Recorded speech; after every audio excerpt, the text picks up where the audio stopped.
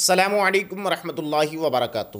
ایک ایسی بیماری جو کہ ہمارے معاشرے میں اس میں بہت سارے افراد شامل ہیں اور بہت سارے افراد کو یہ لاحق بھی ہے، اس کو کہا جاتا ہے مردانہ کمزوری۔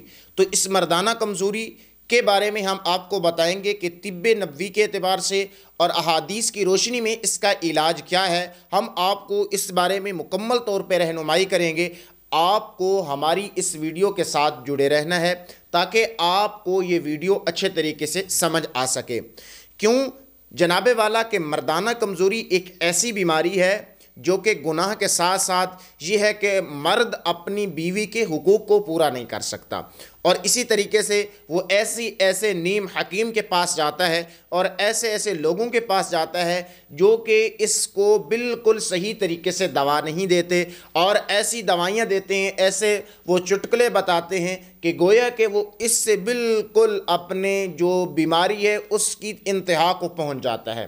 تو میں آپ کو حدیث مبارکہ کی روشنی میں مردانہ کمزوری کے حوالے سے ایسی چند ٹپس بتاؤں گا جو آقا علیہ الصلوۃ والسلام نے بیان فرمائی ہیں باتیں، تو آپ ان پر عمل کر کے انشاءاللہ العزیز اپنے اندر ایک نئی کیفیت، نئی جذباتیت کو پیدا کر سکتے ہیں۔ تو چلیے اپنے ٹاپک کی طرف چلتے ہیں۔ مسئلہ یہ ہوتا ہے کہ جب ہم کھانا کھاتے ہیں، اس کھانا کھانے کے بعد وہ کھانا ہمارے معدے کے اندر ہضم ہوتا ہے، اس ہضم ہونے کے بعد خون بنتا ہے، خون بننے کے بعد پھر وہ جنسی تولید کے لیے ایک قطرہ بنتا ہے جس کو زندگی کے جواہر کہا جاتا ہے۔ اگر ہمارا جو معدہ ہے وہ صحیح نہیں ہوگا، وہ اپنے طور پہ کام نہیں کر رہا ہوگا، تو اس بنیاد پہ ہماری جو مردانہ کمزوری ہے اس کے اندر بہت زیادہ یہ معدہ مخل ہوگا۔ تو ہم چلتے ہیں اس ٹاپک کی طرف جو معدے کو بھی کور کریں گی اور مردانہ طاقت کو بھی کور کریں گی، اس بارے میں بات کرتے ہیں۔ پہلی بات ہے جناب والا کھجور کا استعمال۔ نبی اکرم صلی اللہ تعالی علیہ وآلہ وسلم کا فرمان عالی شان ہے۔ حضرت امی عائشہ صدیقہ رضی اللہ تعالی عنہ بیان فرماتی ہیں کہ عجوہ کھجور کے اندر ہر بیماری کا علاج ہے، اور آقا علیہ الصلوۃ والسلام نے فرمایا چاہیے کہ صبح کے وقت، آقا علیہ الصلوۃ والسلام نے مزید فرمایا کہ چاہیے کہ صبح کے وقت کھجور کو لازمی طور پہ استعمال کریں تاکہ معدے کے اندر جو زہریلے مادے ہیں وہ خارج ہو جائیں، اور اس بارے میں بہت ساری احادیث مبارکہ بھی ہیں۔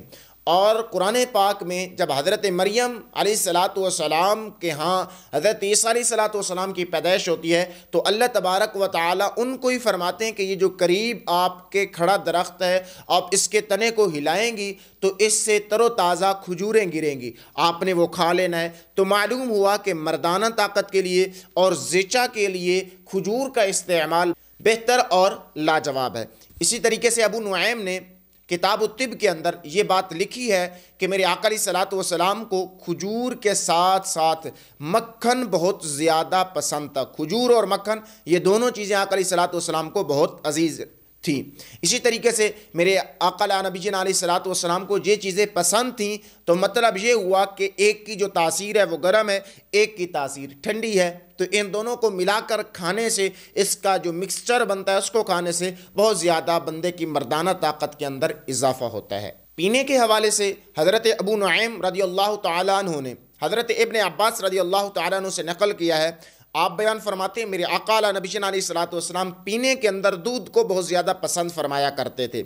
کیوں کہ اس سے قوت بہا پیدا ہوتی ہے اور معدے کے اندر یہ ہاضمے کو بہتر بناتا ہے اور خشکی کو دور کرتا ہے، اور انسانی جو طاقت ہے، مردانہ طاقت ہے، اس کے اندر منی کو یہ پیدا کرتا ہے، چہرے کے رنگ کو سرخ کرتا ہے اور دماغ کو طاقت دیتا ہے، یہ دودھ جو ہوتا ہے۔ تو ہمیں بھی چاہیے کہ پینے کے اندر ہم لازمی طور پہ دودھ کا استعمال لازمی کریں۔ نمبر 3، کتاب الطب کے اندر حضرت ابو نعیم آپ بیان کرتے ہیں، حضرت امی عائشہ صدیقہ رضی اللہ تعالی عنہ بیان فرماتی ہیں کہ میرے آقا نبی علیہ الصلوۃ والسلام کے نزدیک شہد جو ہے وہ بہت پیارا تھا۔ تیسرے نمبر پہ آ جاتا ہے شہد۔ شہد جو تھا آقا علیہ الصلوۃ والسلام کو بہت ہی زیادہ پیارا تھا، اور آقا علیہ الصلوۃ والسلام کو شہد اس لیے زیادہ محبوب تھا کیونکہ شفا شہد کے اندر ہے، اور شہد کے بے شمار فوائد ہیں۔ شہد کو نہار منہ کھانے سے بلغم اور معدہ صفا ہوتا ہے اور معدے کے اندر اعتدال آتا ہے، اور اسی طریقے سے یہ جو شہد ہوتا ہے یہ پتھری کو خارج کرنے میں مددگار ثابت ہوتا ہے۔ اور اسی طریقے سے جس شخص کا پیشاب جو ہے وہ بند ہو چکا ہے اس کو کھولنے میں یہ شہد مدد کرتا ہے۔ اسی طریقے سے فالج اور لقوا کے لیے یہ بہت زیادہ فائدہ مند ہے، اور اسی طریقے سے بھوک کو زیادہ لگاتا ہے۔ مکھن اور شہد ملا کر کھایا جائے تو جوڑوں کے لیے مفید ہوتا ہے اور جسم کو موٹا کرتا ہے۔ تو معلوم یہ ہوا کہ شہد کھانے سے بھی بندے کے اندر مردانہ طاقت بہت زیادہ اچھی ہو جاتی ہے۔ اسی طریقے سے چوتھی بات، فلفل دراز، یہ ایک چھوٹی پیپل ہے جس کو کہا جاتا ہے فلفل دراز، اور یہ جو ہے دماغ کے لیے، معدہ کے لیے، اور یہ جو قوت باہ ہے، بلغم ہے، ان تمام کے لیے بہت زیادہ مفید ہوتی ہے۔ اسی طریقے سے اگر دودھ میں اس کو جوش دے کر پیا جائے تو یہ بہت زیادہ فائدہ مند ہوتی ہے۔ اسی طریقے سے فرمایا جو شخص بوڑھا ہو اگر وہ فلفل دراز کو استعمال کرتا ہے تو بہت زیادہ اس کے لیے فائدہ مند ہے۔ یہ آپ حکماء سے رابطہ کریں گے تو آپ کو یہ فلفل دراز جو ہے وہ مل جائے گی۔ اسی طریقے سے جس کو جوڑوں کا درد ہو اور اعصاب میں تکلیف ہو تو اس کے لیے بھی فلفل دراز یہ بہت اچھی اور لاجواب چیز ہے۔ نمبر 5، زعفران۔ زعفران بہت زیادہ مقوی ہے قوت باہ کے لیے، اسی طریقے سے دل، دماغ اور آنکھوں کی بصارت کے لیے یہ بہت زیادہ فائدہ مند ہوتا ہے، اور اسی طریقے سے اگر اس کو باقی ادویات میں شامل کر لیا جائے تو پھر یہ ان ادویات کے جو اثرات ہیں ان کو تیز کر دیتا ہے، اور اسی طریقے سے یہ جلدی عمل کرنے والا یہ کام ہے۔ کون سا کام؟ زعفران کا استعمال کرنا، اور اسی طریقے سے جگر اور دل کو بھی یہ بہت زیادہ مضبوط کرتا ہے۔ تو معلوم ہوا کہ زعفران کے استعمال سے بھی قوت باہ میں اور اپنی جسمانی قوت میں اور مردانہ طاقت کے اندر جو ہے وہ فائدہ حاصل ہو سکتا ہے۔ اسی طریقے سے جب بھی میں کہوں قوت باہ تو اس کا مطلب ہوتا ہے مردانہ طاقت۔ 6 نمبر پر ہے ہریسہ۔ ہریسہ ایک ایسی چیز ہے جو جسم کے اندر زبردست قوت کو پیدا کرتا ہے، اور ہریسہ کیسے تیار ہوتا ہے؟ اگر ہریسہ کے اندر کہ اس میں کٹے ہوئے گیہوں، گوشت، گھی اور مسالہ جو زیادہ نہ ہو کم ہو اس کو ڈال کر پکایا جائے تو ہریسہ جو ہوتا ہے یہ 40 مردوں کے برابر طاقت دیتا ہے۔ اسی صورت میں جو 7ویں نمبر پر ہمارے پاس موجود ہے وہ ہے کہ کسی بھی حلال جانور کے پشت کا، کمر کا جو گوشت ہوتا ہے وہ لازمی طور پہ آپ کھایا کریں۔ حضرت ابو نعیم بیان کرتے ہیں حضرت عبداللہ بن جعفر سے، رسول اکرم صلی اللہ علیہ وسلم کو پشت کا جو گوشت تھا وہ بہت زیادہ پسند تھا، اور علماء نے لکھا ہے حکمت کی روح سے مردانہ طاقت کے اندر یہ گوشت جو ہے وہ بہت ہی زیادہ فائدہ مند ہوتا ہے۔ اور آخری بات نمبر 8 پر ہے کہ جناب والا خوشبو کا استعمال۔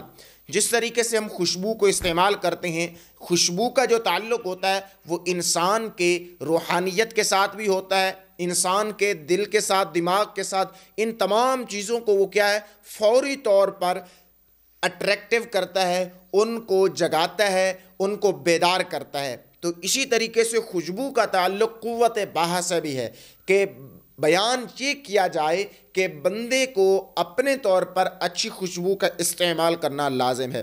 سفر السعد میں لکھا ہے کہ میرے آقا علیہ الصلوۃ والسلام، اور یہ حدیث مبارکہ کا مفہوم بھی ہے کہ میرے آقا نبی جنا علیہ الصلوۃ والسلام کو جب بھی کوئی شخص خوشبو پیش کیا کرتا آپ خوشبو کا تحفہ واپس نہ فرمایا کرتے، اور آقا علیہ الصلوۃ والسلام فرمایا کرتے جو کوئی تمہیں خوشبو دے تحفے کے طور پہ تو اس کو قبول کر لیا کرو۔ تو ہمارے ہاں یہ خوشبو کا استعمال بالکل کم ہے، ہم جو ہے خوشبو کو استعمال نہیں کرتے، تو اس کی وجہ سے بھی مردانہ طاقت کے اندر کیا ہے اچھائی ہوتی ہے، بہتری ہوتی ہے، اور مردانہ طاقت کے اندر اضافہ ہوتا ہے خوشبو کے استعمال کرنے سے۔